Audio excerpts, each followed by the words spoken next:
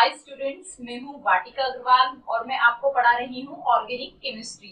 Organic chemistry में हम लोग स्पीड केमिस्ट्री का टाइम टेबल देख लेते हैं। सबसे पहले हम लोग नॉमेनक्लेचर फिनिश कर चुके हैं और अभी हमारा जो रनिंग टॉपिक है वो है जीओसी। इसके बाद हम लोग isomerism, hydrocarbon, hydrogen derivatives, alcohol, phenol and ether, carbonyl compounds, amine and carboxylic acid, biomolecule, polymer और सबसे लास्ट में हम लोग पढ़ने वाले हैं केमिस्ट्री इन एवरीडे लाइफ। हम लोग जो अभी टॉपिक पढ़ रहे हैं वो है जनरल ऑर्गेनिक केमिस्ट्री। मैं प्रीवियस लेक्चर्स में आपको इंडक्टिव इफेक्ट कंप्लीट करवा चुकी हूँ, रेजोनेंस कंप्लीट करवा चुकी हूँ।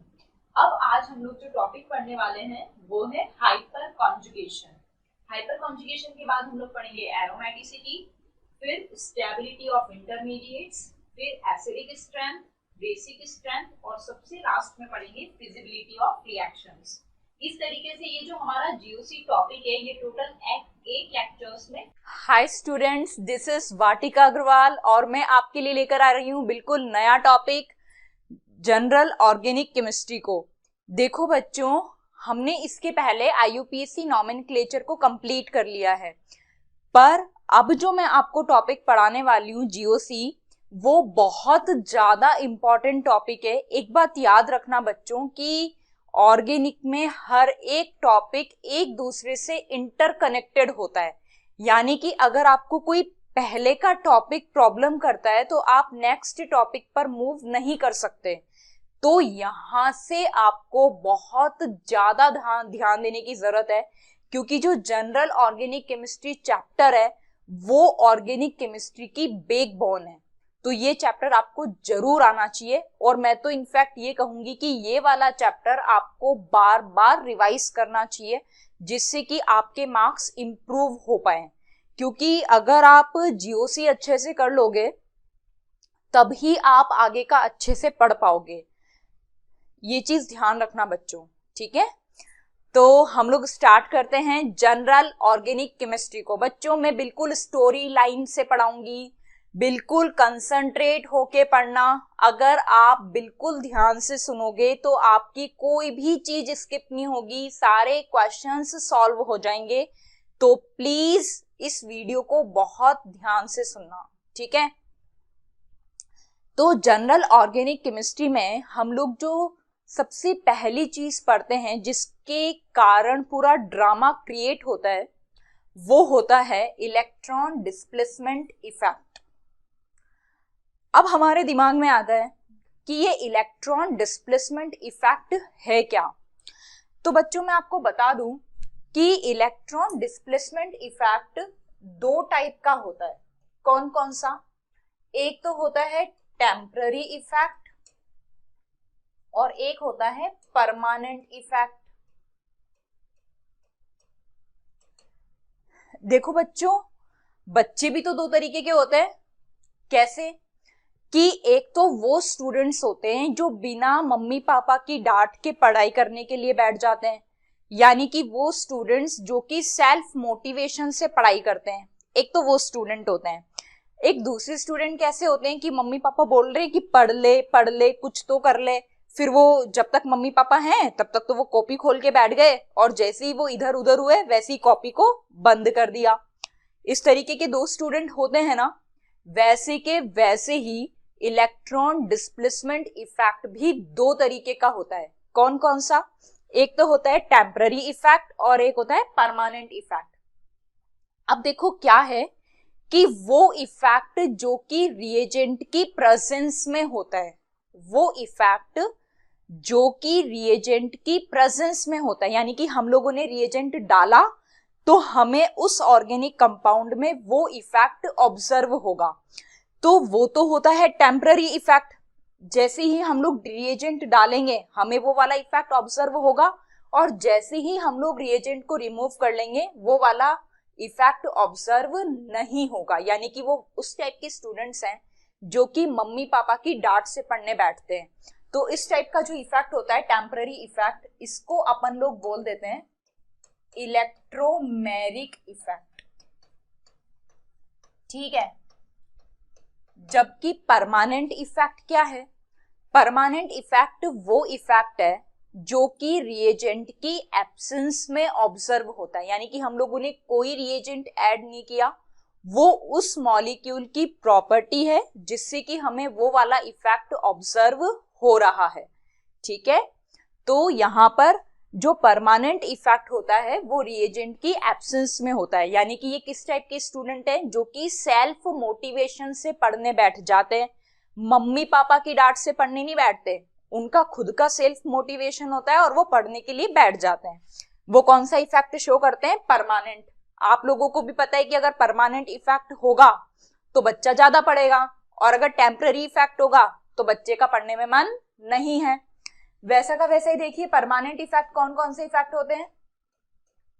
एक तो होता है इंडक्टिव इफेक्ट, एक होता है मीजोमेरिक या फिर रेजोनेंस इफेक्ट, एक होता है हाइपर कॉन्जुगेशन इफेक्ट। ये जो सारे इफेक्ट्स हैं ये बिना किसी रिएजेंट की प्रेजेंस के ऑब्जर्व होते हैं, यानी कि इनको ऑपरेट करवाने के लिए हमें किसी रिएजेंट की नीड नहीं होती। ठीक है, परमानेंट इफेक्ट के बारे में मैंने आपको ये बता दिया। अब जो हम लोग यहाँ पर पढ़ने वाले हैं, हम लोग मेनली इस चैप्टर में इन वाले इफेक्ट्स को स्टडी करेंगे जो कि परमानेंट इफेक्ट है। इलेक्ट्रोमैग्नेटिक इफेक्ट आप लोगों के सिलेबस में नहीं है। ठीक है, तो हम लोग सबसे पहली चीज तो जो है डेफिनेशन देख लेते हैं इलेक्ट्रॉन डिस्प्लेसमेंट इफेक्ट की। तो बच्चों, इलेक्ट्रॉन डिस्प्लेसमेंट इफेक्ट की डेफिनेशन क्या होगी, effect due to displacement of electron is known as electron displacement effect, यानी कि इलेक्ट्रॉन्स के डिस्प्लेसमेंट से हमें जो इफेक्ट ऑब्जर्व होगा वो क्या होगा, इलेक्ट्रॉन डिस्प्लेसमेंट इफेक्ट। ठीक है, अब बच्चों हम लोग इलेक्ट्रॉन डिस्प्लेसमेंट इफेक्ट पढ़ने से पहले एक बार पढ़ लेते हैं इंटरमीडिएट्स के बारे में, कि इंटरमीडिएट्स क्या होते हैं। बच्चों बिल्कुल बेसिक से चल रही हूं, बिल्कुल ध्यान देना। ठीक है, देखो कोई भी बॉन्ड है, माना कि ए और बी के बीच में कोई बॉन्ड है, यहां पर आप लोग क्या देख रहे हो कि ए और बी डिफरेंट एटम्स हैं। जो बॉन्ड है वो सेम एटम्स के बीच में भी हो सकता है, ए और ए के बीच में। अगर हम लोग यहां पर ए और ए की बात करें तो इस कंडीशन में, जबकि दोनों एटम्स के बीच का बॉन्ड सेम है, इस कंडीशन में बॉन्ड जब भी ब्रेक होता है तो उस कंडीशन में होमोलाइटिक फिशन होता है। क्या होता है बच्चों, होमोलाइटिक फिशन होता है। और होमोलाइटिक फिशन के बाद क्या होता है कि इस बॉन्ड का एक इलेक्ट्रॉन ए पर और एक इलेक्ट्रॉन इस वाले ए पर चला जाता है, यानी कि होमोलाइटिक फिशन के बाद हमें जो स्पीशीज ऑब्जर्व होती हैं इनको हम लोग क्या बोल देते हैं, फ्री रेडिकल्स बोल देते हैं। क्या बोलते हैं बच्चों, फ्री रेडिकल्स बोलते हैं। जबकि अगर अपन ए और बी की बात करें, जबकि दो डिफरेंट एटम्स के बीच में बॉन्ड है, तो क्या होता है कि इस कंडीशन में जो फिशन होता है वो होता है हेटेरोलाइटिक फिशन। इस कंडीशन में क्या होता है बच्चों, हेटेरोलाइटिक फिशन होता है, यानी कि वहां पर तो इक्वल डिस्ट्रीब्यूशन ऑफ इलेक्ट्रॉन्स हो रहा था। एक एटम पर एक इलेक्ट्रॉन गया, दूसरे एटम पर दूसरा इलेक्ट्रॉन चला गया। जबकि जब हेटेरोलाइटिक फिशन होता है तो इसमें यह बोला जाता है कि हेटेरोलाइटिक फिशन का मतलब है अनइक्वल डिस्ट्रीब्यूशन ऑफ इलेक्ट्रॉन्स, यानी कि यहां पर इक्वल डिस्ट्रीब्यूशन ऑफ इलेक्ट्रॉन नहीं होगा। तो बच्चों जब अनइक्वल डिस्ट्रीब्यूशन ऑफ इलेक्ट्रॉन्स होता है तो किसी भी बॉन्ड के ये जो दो इलेक्ट्रॉन है, एक बॉन्ड में कितने इलेक्ट्रॉन होते हैं बच्चों, दो इलेक्ट्रॉन होते हैं, तो एक बॉन्ड के दोनों इलेक्ट्रॉन्स किसी एक ही एटम पर जाकर शिफ्ट हो जाते हैं। इसको हम लोग क्या बोलते हैं, हेटेरोलाइटिक फिशन बोलते हैं। क्या बोलते हैं बच्चों, हेटेरोलाइटिक फिशन बोलते हैं। यानी कि इससे हमें जो स्पीशीज मिलेगी वो क्या मिलेगी, मैंने क्या बोला है कि इस बॉन्ड के दोनों इलेक्ट्रॉन्स किस पर चले गए, बी पर चले गए, यानी कि यहां से हमें क्या मिलेगा, ए प्लस और B माइनस। ये हमें मिल जाएगा क्योंकि यहां पर हम लोग कार्बन की केमिस्ट्री की बात कर रहे हैं, कार्बन की बात कर रहे हैं। इस वजह से अगर कार्बन पर सिंगल इलेक्ट्रॉन प्रेजेंट है तो इसको कहा जाता है फ्री रेडिकल। क्या बोला जाता है बच्चों? फ्री रेडिकल बोला जाता है। अगर कार्बन पर पॉजिटिव चार्ज प्रेजेंट है तो इसको कार्बोकेटायन बोला जाता है। अगर कार्बन पे नेगेटिव चार्ज प्रेजेंट है तो इसको कार्ब एनायन बोला जाता है। यानी कि आप लोगों को क्या पता चल गया कि होमोलाइटिक फिशन से रिजल्टेंटली हमें क्या मिल जाएंगे? फ्री रेडिकल्स मिल जाएंगे, जबकि हेट्रोलाइटिक फिशन से हमें क्या मिलेगा? कार्बोकेटायन और कार्ब एनायन। ठीक है, अब हम लोग इनकी स्ट्रक्चर की स्टडी कर लेते हैं। यहां पर देखिए आप, इंटरमीडिएट्स, ये जो मैंने बनाया था कार्बन फ्री रेडिकल, कार्बोकेटायन और कार्ब एनायन, ये तीनों के तीनों रिएक्शन इंटरमीडिएट्स हैं। क्या हैं बच्चों? रिएक्शन इंटरमीडिएट्स हैं।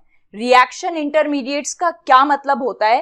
वो स्पीशीज जो कि सबस्ट्रेट के बॉन्ड ब्रेक होने के बाद बनती है और प्रोडक्ट के फॉर्मेशन से पहले बनती है, उस स्पीशीज को हम लोग क्या बोल देते हैं? इंटरमीडिएट्स बोल देते हैं। और ये जो इंटरमीडिएट्स होते हैं ये हाईली अनस्टेबल होते हैं, रिएक्टिव होते हैं, हाई एनर्जी स्पीशीज होती है, इनकी स्टेबिलिटी बहुत ही कम होती है। ठीक है, बहुत ही शॉर्ट लाइफ टाइम होता है, बहुत ही कम टाइम के लिए ये बनते हैं। इस तरीके की इनकी प्रॉपर्टीज होती हैं। तो हम लोग वन बाय वन देख लेते हैं एक बार। क्या बोला हुआ है यहाँ पे इंटरमीडिएट्स के बारे में? Species obtained between reactant and product during reaction. वो क्या है बच्चों? इंटरमीडिएट्स हैं। मैंने पहले भी बताया है कि बॉन्ड ब्रेक होने के बाद और प्रोडक्ट बनने से पहले जो स्पीशीज बन रही हैं वो क्या है? इंटरमीडिएट्स हैं। अब देखो हमारे सामने वो तीनों के तीनों रिएक्शन इंटरमीडिएट्स आ गए जो कि मैंने अभी आपको बताए थे, कार्बोकेटायन, कार्ब एनायन और कार्बन फ्री रेडिकल। अगर हम लोग इनके हाइब्रिडाइजेशन की बात करें तो कार्बन का हाइब्रिडाइजेशन होता है जब वो कार्बोकेटायन के फॉर्म में होता है sp2। ठीक है, या तो sp2 होगा या फिर sp होगा। कार्ब एनायन का हाइब्रिडाइजेशन sp भी हो सकता है, sp2 भी हो सकता है और sp3 भी हो सकता है। पर ये जो गिवन स्ट्रक्चर है यहां पर देखो आप, यहां पर इस कार्बन का हाइब्रिडाइजेशन sp2 है, ये कार्बन का हाइब्रिडाइजेशन sp3 है और कार्बन फ्री रेडिकल का हाइब्रिडाइजेशन sp2 है।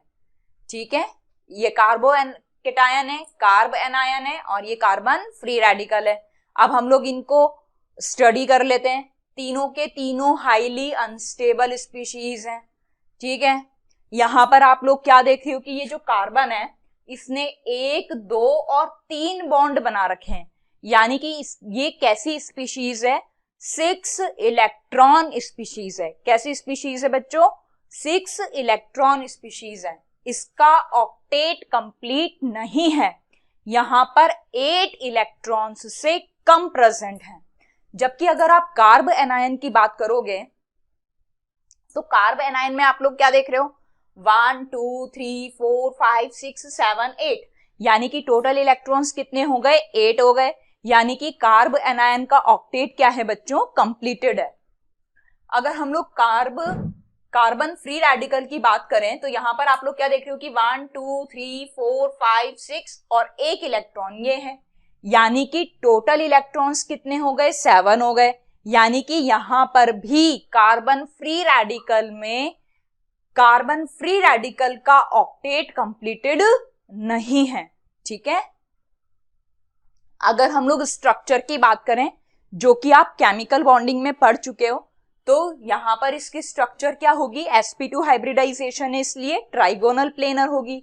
जबकि ये कार्ब एनायन है तो यहां पर 3 तो बॉन्ड है प्लस 1 लॉन पेयर है। तो sp3 के केस में अगर 3 बॉन्ड्स प्लस 1 लोन पेयर होता है तो उस कंडीशन में इसकी जो ज्योमेट्री आती है वो तो टेट्राहेड्रल ही आएगी, पर जो इसकी स्ट्रक्चर होती है, जो इसकी शेप होती है, वो कैसी होती है? पिरामिडल होती है।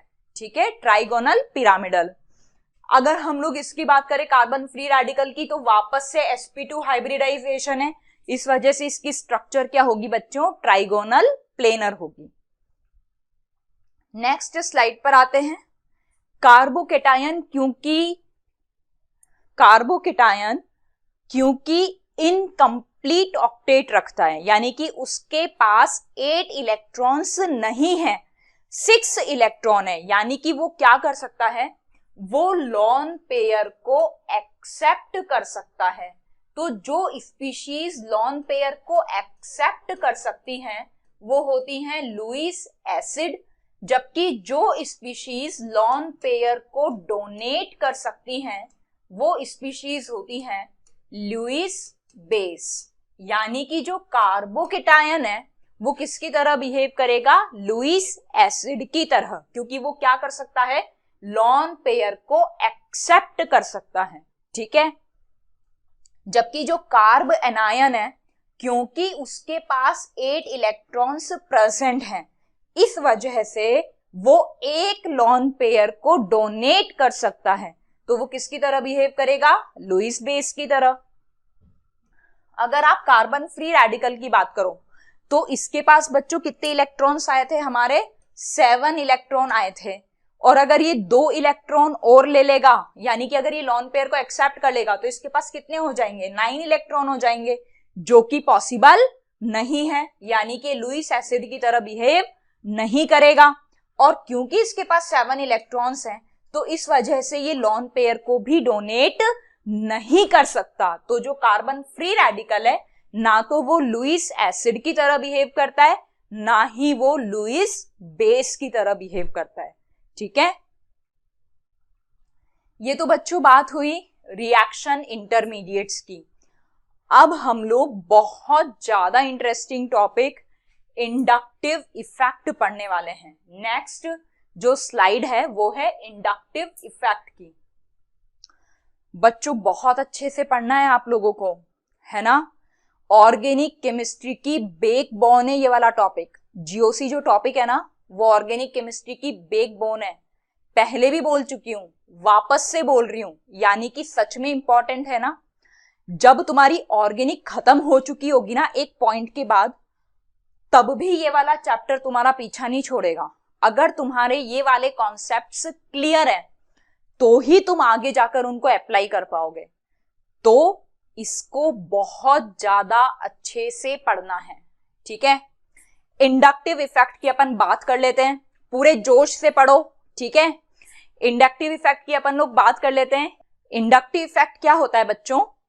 कि अगर हम लोग carbon carbon carbon carbon carbon, उसके साथ मैंने कोई ग्रुप जोड़ दिया, ठीक है, मैं क्या एज्यूम कर रही हूं कि ये जो ग्रुप है ना, इसकी इलेक्ट्रोनेगेटिविटी कार्बन की इलेक्ट्रोनेगेटिविटी से ज्यादा है।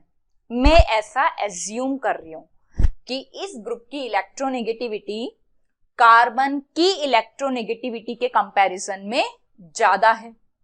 तो बच्चों जो ज्यादा इलेक्ट्रोनेगेटिव होता है, इलेक्ट्रोनेगेटिविटी का मतलब क्या होता है? Tendency to attract shared pair of electrons is called as electronegativity. यानी कि जो शेयर्ड पेयर ऑफ इलेक्ट्रॉन्स हैं, यानी कि ये जो दो इलेक्ट्रॉन्स हैं, इनको अपनी तरफ अट्रैक्ट करने की टेंडेंसी क्या कही जाती है? इलेक्ट्रोनेगेटिविटी। ठीक है, तो अगर ये ग्रुप ज्यादा इलेक्ट्रोनेगेटिव है तो ये क्या करेगा? अपनी तरफ इलेक्ट्रॉन्स को खींचेगा अपनी तरफ इलेक्ट्रॉन्स को। और अगर ये अपनी तरफ इलेक्ट्रॉन्स को खींचेगा तो ये जो बेचारा कार्बन है, इस पर कौन सा चार्ज आ जाएगा? Positive charge. और ग्रुप पर कौन सा चार्ज आ जाएगा? Negative charge. बच्चों एक बात ध्यान रखना कि जिस इंसान की गिविंग टेंडेंसी होती है ना, जो इंसान देने वाला होता है है ना, वो हमेशा पॉजिटिव रहता है। जो इंसान गिविंग टेंडेंसी रखता है वो हमेशा पॉजिटिव रहता है।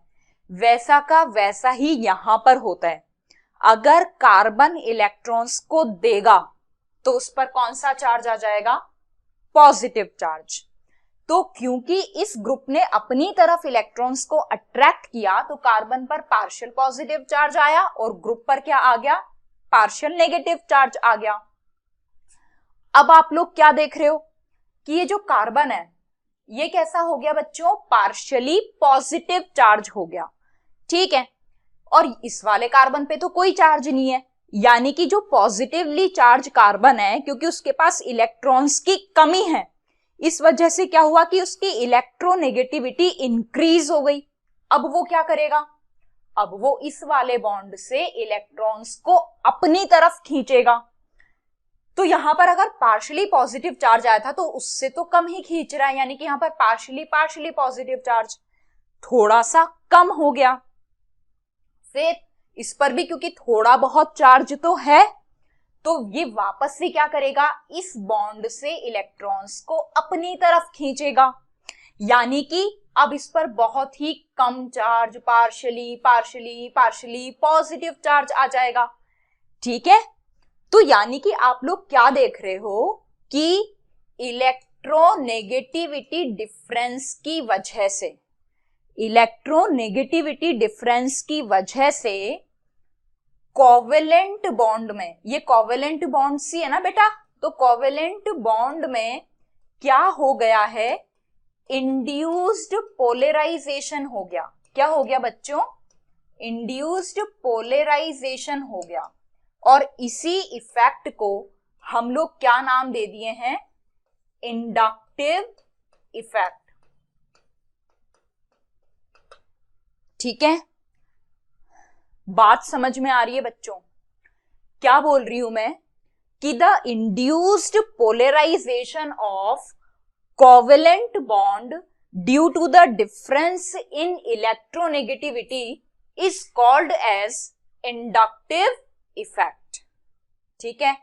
यानी कि ये जो हो रहा है ना, ये बॉन्ड के जो इलेक्ट्रॉन है इधर से उधर शिफ्ट हो रहे हैं, इधर के उधर जा रहे हैं, तो इस इफेक्ट को ही हम लोग क्या बोल दिए हैं? इंडक्टिव इफेक्ट बोल दिए हैं, ठीक है। अब बच्चों इसके बारे में छोटी छोटी मगर मोटी बातें कर लें थोड़ी सी। वो क्या है कि ये जो इंडक्टिव इफेक्ट है ना, पहली बात तो ये इंडक्टिव इफेक्ट कैसा इफेक्ट है? परमानेंट इफेक्ट है। पहले ही बता चुकी हूं कि ये बिना किसी रिएजेंट की प्रेजेंस के ऑब्जर्व हो जाता है, यानी कि इसके ऑब्जर्व होने के लिए कोई रिएजेंट की जरूरत नहीं है, ठीक है। परमानेंट इफेक्ट है।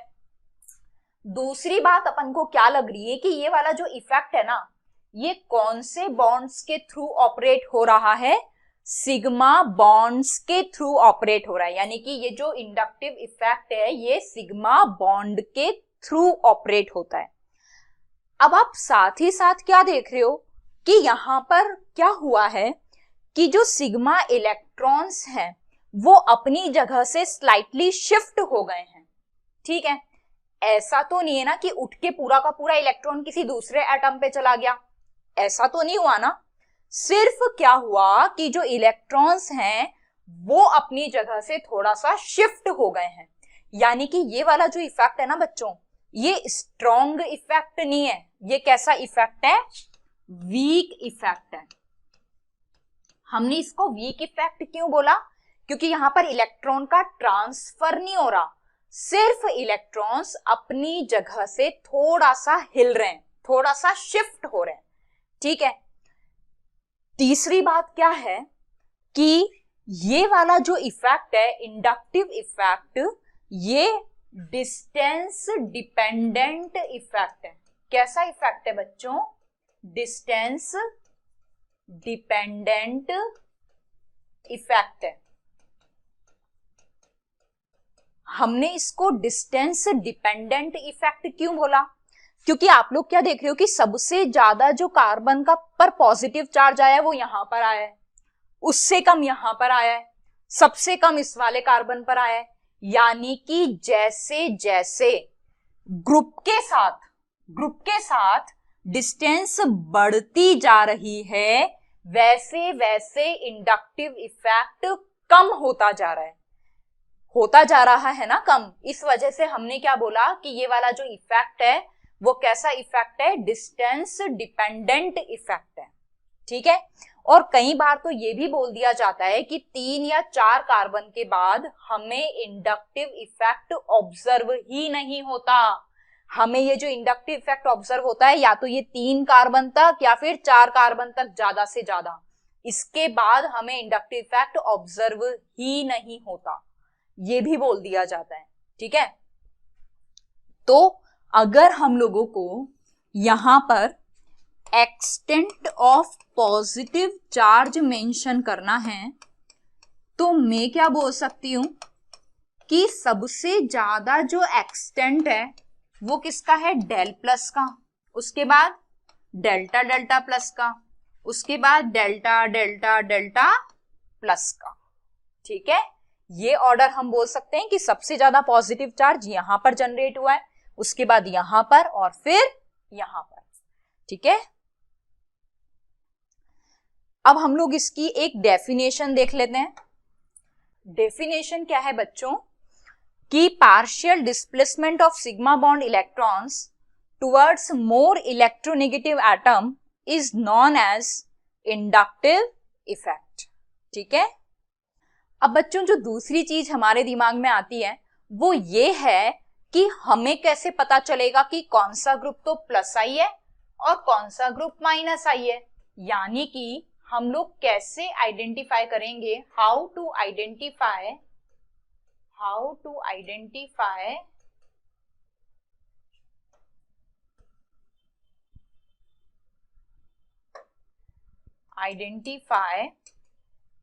Plus I oblique minus I groups. तो क्या होता है बच्चों कि हम लोग यहां पर जो रेफरेंस लेकर चल रहे हैं वो रेफरेंस हम लोग लेकर चलते हैं sp3 कार्बन या फिर हाइड्रोजन को। हम लोगों ने क्या मान लिया है कि इसका जो इंडक्टिव इफेक्ट है वो क्या है, 0 है, ठीक है। तो अब हम लोग प्लस आई ग्रुप को कैसे पता करेंगे और माइनस आई को कैसे पता करेंगे। अगर जो एटम यानी कि कोई भी ग्रुप जो कि किसी कार्बन चेन के साथ जुड़ा हुआ है, अगर उसकी इलेक्ट्रोनेगेटिविटी कार्बन के कंपैरिजन में कम है, यानी कि कार्बन की इलेक्ट्रोनेगेटिविटी ज्यादा है और ग्रुप की इलेक्ट्रोनेगेटिविटी अगर कम है, तो वो ग्रुप किसकी तरह बिहेव करेगा, प्लस आई की तरह बिहेव करेगा। जबकि अगर ग्रुप की इलेक्ट्रोनेगेटिविटी कार्बन की इलेक्ट्रोनेगेटिविटी से ज्यादा है तो वो ग्रुप किसकी तरह बिहेव करेगा, माइनस आई की तरह बिहेव करेगा, ठीक है। अब क्या है कि जितने भी नेगेटिवली चार्ज ग्रुप्स होते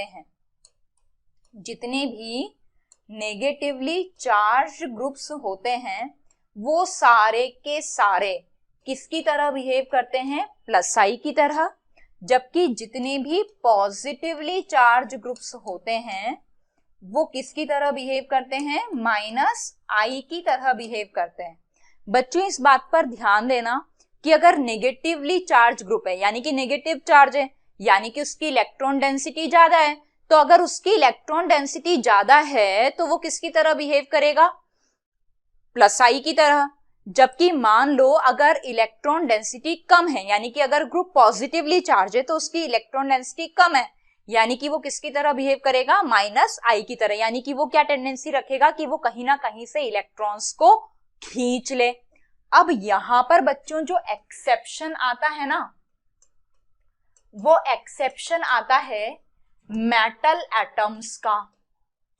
हम लोग क्या देखते हैं कि जितनी भी मेटल एटम्स होती हैं वो सारी की सारी पॉजिटिवली चार्ज होती हैं, पर जबकि वो पॉजिटिवली चार्ज होती हैं फिर भी वो माइनस आई की तरह बिहेव नहीं करती, वो किसकी तरह बिहेव करती हैं, प्लस आई ग्रुप की तरह बिहेव करती हैं। ये बात आपको ध्यान रखनी है बच्चों कि मेटल एटम्स पॉजिटिवली चार्ज होते हुए भी किसकी तरह बिहेव करती हैं, प्लस आई ग्रुप की तरह बिहेव करती हैं, क्योंकि हमें पता है कि जो मेटल होती हैं उनका जो नेचर होता है वो होता है इलेक्ट्रोपॉजिटिव नेचर, यानी कि वो इलेक्ट्रॉन्स को रिलीज करने की टेंडेंसी रखती हैं।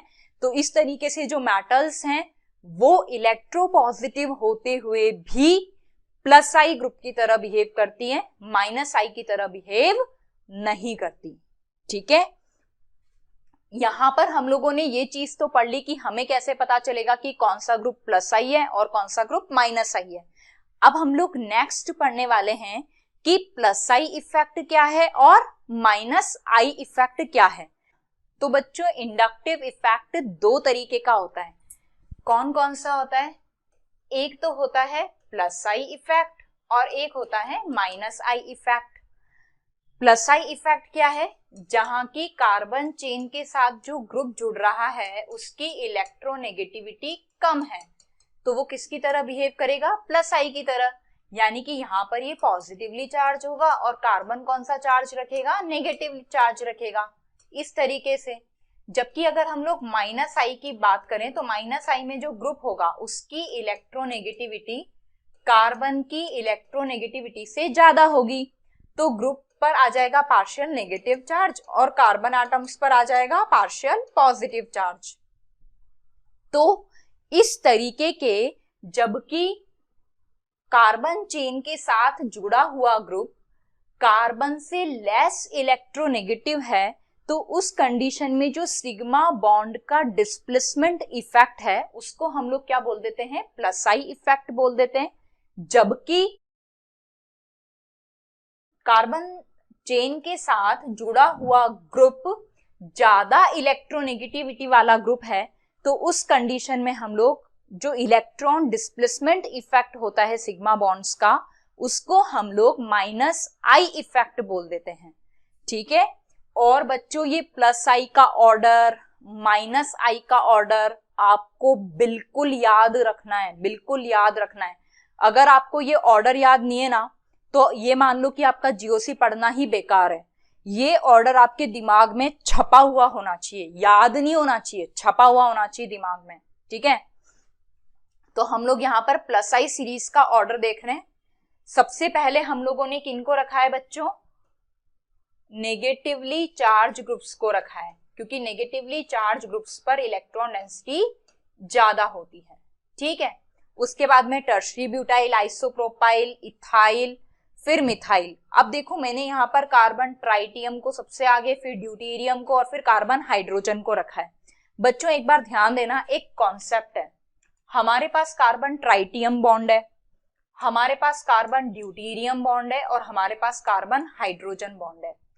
ये बोला जाता है कि जो ट्राइटियम है वो सबसे ज्यादा इलेक्ट्रोपॉजिटिव है, यानी कि ट्राइटियम की इलेक्ट्रोपॉजिटिविटी सबसे ज्यादा है।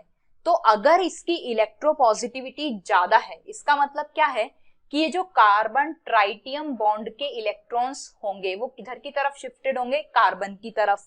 जबकि जो ड्यूटेरियम है वो ट्राइटियम के कंपैरिजन में कम इलेक्ट्रोपॉजिटिव है, तो यहां पर भी शिफ्टेड तो कार्बन पर ही होंगे पर फिर भी इसके कंपैरिजन में कम होंगे। एज इट इज हाइड्रोजन आता है, हाइड्रोजन की इलेक्ट्रोपॉजिटिविटी ड्यूटेरियम के कंपैरिजन में भी कम है, यानी कि यहां पर शिफ्टिंग और ज्यादा कम होगी। इसी वजह से जब हम प्लस आई का ऑर्डर पढ़ रहे हैं तो सबसे ज्यादा प्लस आई किसका आया है? Ct3 का, क्योंकि ट्राइटियम ज्यादा इलेक्ट्रोपॉजिटिव है तो कार्बन पर इलेक्ट्रॉन डेंसिटी ज्यादा है, यानी कि वो ज्यादा इलेक्ट्रॉन्स को ट्रांसफर करेगा, जबकि कार्बन ड्यूटेरियम उससे कम करेगा और कार्बन हाइड्रोजन सबसे कम। साथ ही साथ बच्चों यहाँ पर ये तो हमने इलेक्ट्रोपॉजिटिविटी वाली बात कर ली। आप लोग एक बात और ध्यान रखिएगा कि जो कार्बन ट्राइटियम बॉन्ड है उसकी बॉन्ड स्ट्रेंथ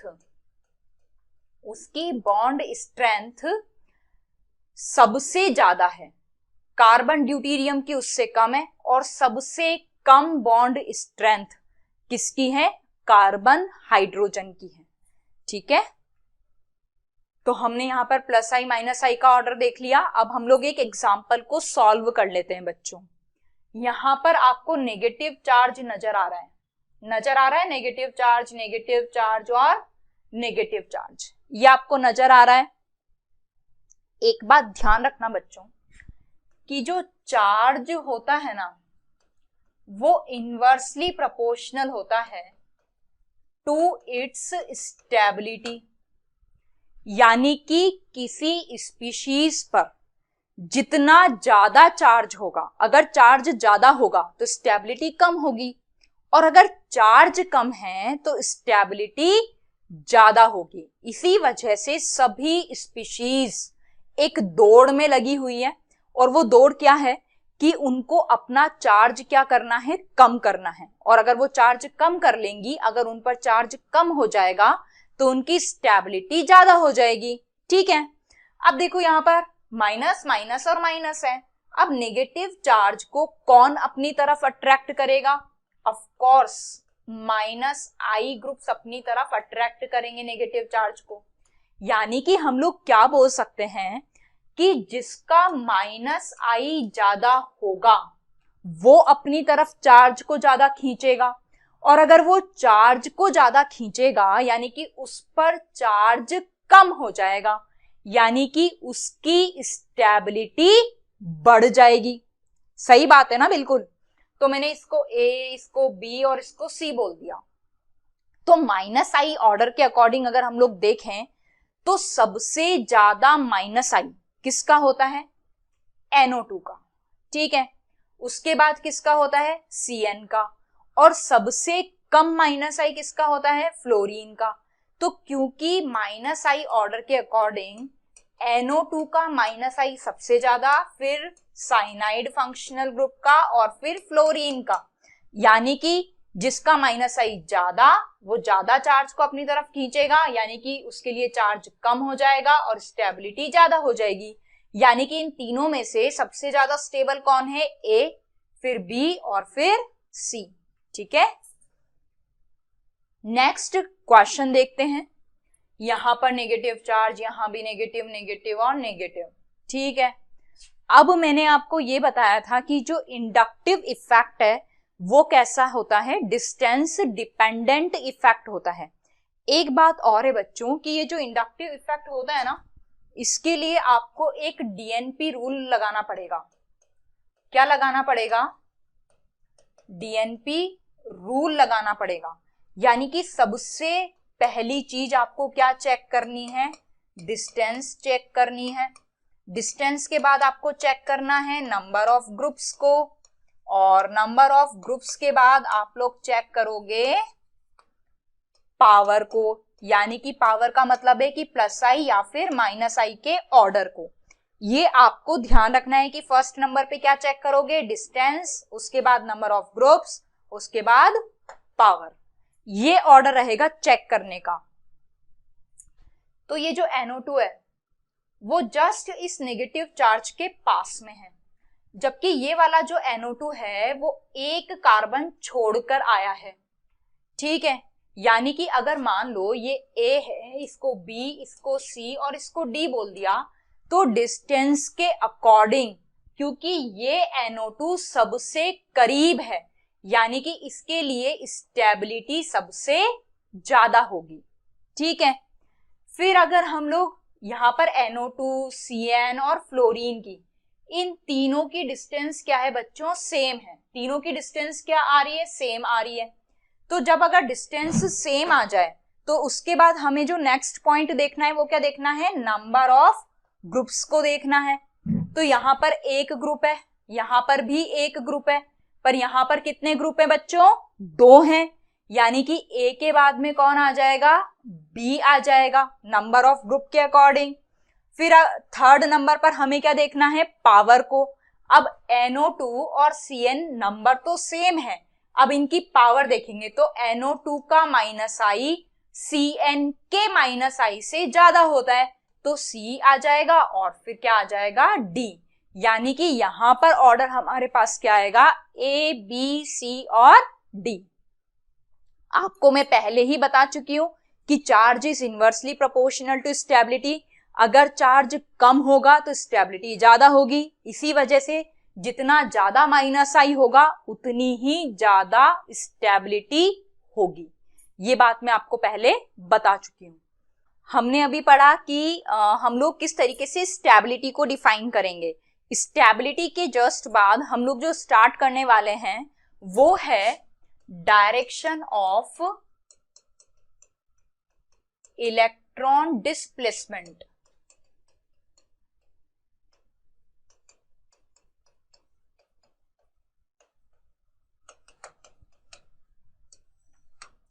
तो बच्चों इसको हमें किस तरीके से करना है कि मान लो अगर ये कोई कंपाउंड है, इसके साथ हम लोगों ने COO माइनस को जोड़ दिया, तो ये जो COO माइनस है वो कैसा ग्रुप है? प्लस आई ग्रुप है। और प्लस आई ग्रुप क्या करता है? इलेक्ट्रॉन्स को देता है।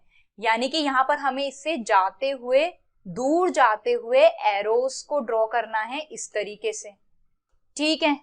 अगर इसी की जगह पर COOH ग्रुप होता तो ये कैसा ग्रुप होता बच्चों? माइनस आई ग्रुप होता। और माइनस आई ग्रुप अपनी तरफ क्या करते हैं? इलेक्ट्रॉन्स को खींच लेते हैं।